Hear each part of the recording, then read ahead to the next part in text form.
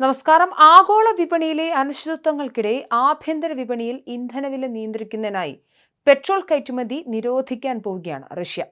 April 1 മുതൽ നിരോധനം പ്രാബല്യത്തിൽ വരുമെന്ന് റഷ്യൻ സർക്കാർ അറിയിച്ചു കഴിഞ്ഞു.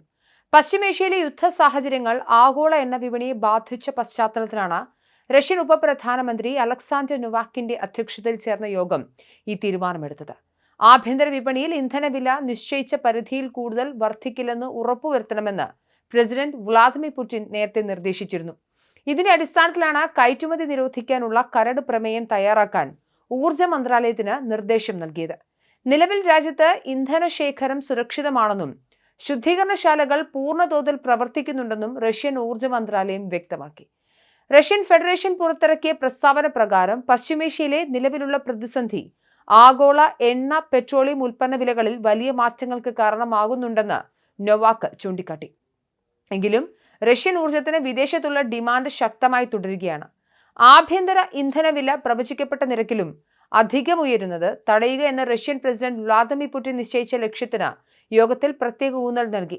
എണ്ണ ശുദ്ധീകരണ നിരക്ക് 2025 മാർച്ചിലെ നിലവാരത്തിൽ തന്നെ തുടരുന്നുണ്ടെന്നും ഇത് ആഭ്യന്തര വിതരണം സുസ്ഥിരമാക്കുമെന്നും റഷ്യൻ ഊർജ്ജ മന്ത്രാലയം റിപ്പോർട്ട് ചെയ്യുന്നുണ്ട്. ആഭ്യന്തര ആവശ്യം നിറവേറ്റുന്നതിനായി വ്യവസായ കമ്പനികളുടെ പക്കൽ ആവശ്യത്തിന് പെട്രോൾ, ഡീസൽ ശേഖരമുണ്ട് എന്നും റിഫൈനറി ശേഷി ഉയർന്ന തോതിൽ ഉപയോഗിക്കുന്നുണ്ടെന്നും മന്ത്രാലയം അറിയിച്ചു. ആഭ്യന്തര ഇന്ധനവില പ്രവചനങ്ങൾക്കും അപ്പുറം ഉയർന്നു തടയാൻ റഷ്യൻ പ്രസിഡന്റ് മുന്നോട്ട് വെച്ച ലക്ഷ്യത്തിന് പ്രത്യേക ശ്രദ്ധ നൽകി. ആഭ്യന്തര ഇന്ധന വിപണിയിലെ നിലവിലെ സാഹചര്യത്തെക്കുറിച്ച് ഊർജ്ജ മന്ത്രാലയം റിപ്പോർട്ട് നൽകി. എണ്ണ ശുദ്ധീകരണ നിരക്ക് 2025 മാർച്ച് മാസത്തിലെ നിലവാരത്തിൽ തുടരുന്നു. ഇത് പെട്രോളിയം ഉൽപ്പന്നങ്ങളുടെ സുസ്ഥിരമായ വിതരണം ഉറപ്പാക്കുന്നു. മതിയായ പെട്രോൾ, ഡീസൽ ശേഖരം ലഭ്യമാണെന്നും ആഭ്യന്തര ആവശ്യം നിറവേറ്റുന്നതിനായി റിഫൈനറികൾ ഉയർന്ന ശേഷിയിൽ പ്രവർത്തിക്കുന്നുണ്ടെന്നും വ്യവസായ കമ്പനികൾ സ്ഥിരീകരിച്ചെന്നും അദ്ദേഹം പ്രസ്താവനയിൽ പറഞ്ഞു.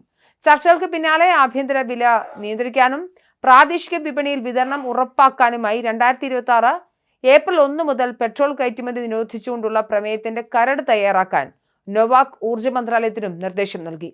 വില സ്ഥിരപ്പെടുത്തുന്നതിനും ആഭ്യന്തര വിപണിയിൽ മുൻഗണനാക്രമത്തിലുള്ള വിതരണം ഉറപ്പാക്കുന്നതിനുമായി 2026 ഏപ്രിൽ 1 മുതൽ പെട്രോൾ കയറ്റുമതി നിരോധിക്കുന്ന പ്രമേയത്തിന്റെ കരട് തയ്യാറാക്കാൻ യോഗത്തിനു ശേഷം അലക്സാണ്ടർ നൊവാക്ക് ഊർജ്ജ മന്ത്രാലയത്തിന് നിർദ്ദേശവും നൽകി.